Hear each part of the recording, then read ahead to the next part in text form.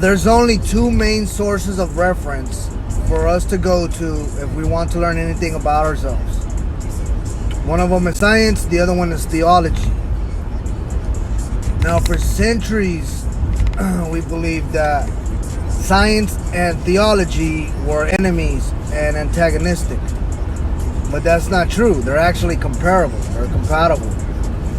If you ask any scientist what energy is, they'll just say energy just is.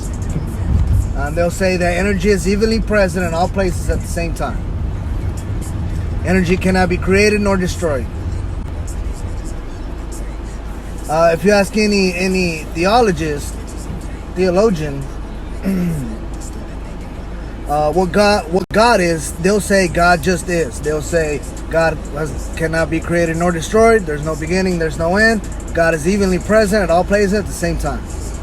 So what science describes energy to be is what theology describes God to be. Couldn't it be the same thing but two different perspectives? Two different mind filters in which to look at this? Couldn't it be the same thing? God is evenly present at all places at the same time.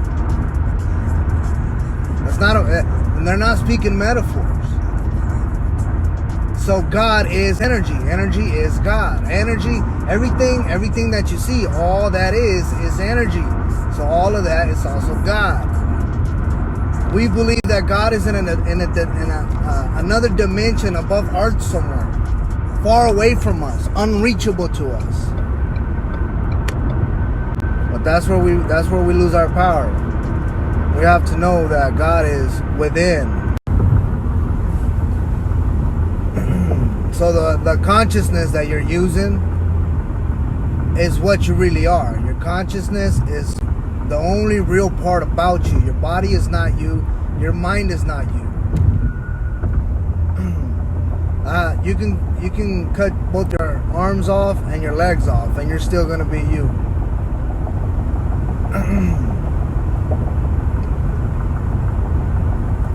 Whenever this body dies, our consciousness keeps going. So that consciousness is what we really are.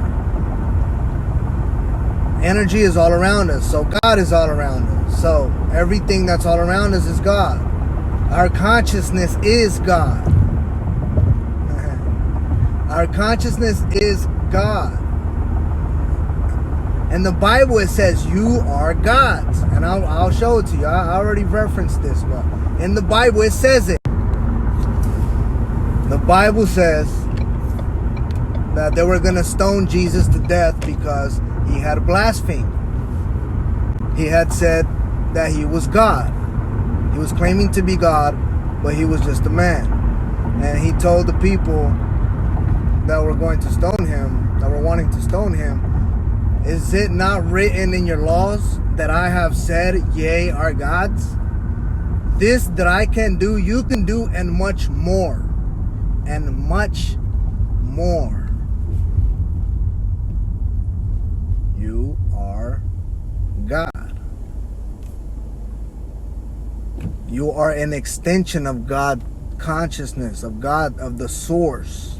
I don't really like to call it God, but that's what I'm using because that's what most people are comfortable with.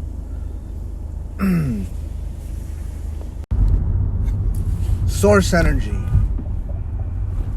That's what we call it. Source energy. God is source energy. Because all this energy that's down here right now came from the source. All matter, everything came from the source, from one point in the beginning. So we are an extension of source energy that came down here to experience the creation that source energy created. How else do you think God is going to experience his creation? You think he's just going to sit up there and watch us? Up where? He's not up nowhere. He's everywhere. So he's experiencing what he created through our conscious minds. So you give all of your power to God, not knowing that God gave all of his power to you.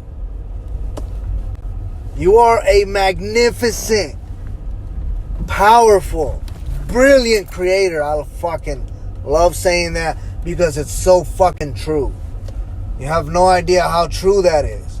And until you start experiencing a deliberate creation of yourself, life is not really going to have a meaning for you, man. Life is going to be just one long ass fucking day for you. Every day is going to be the same.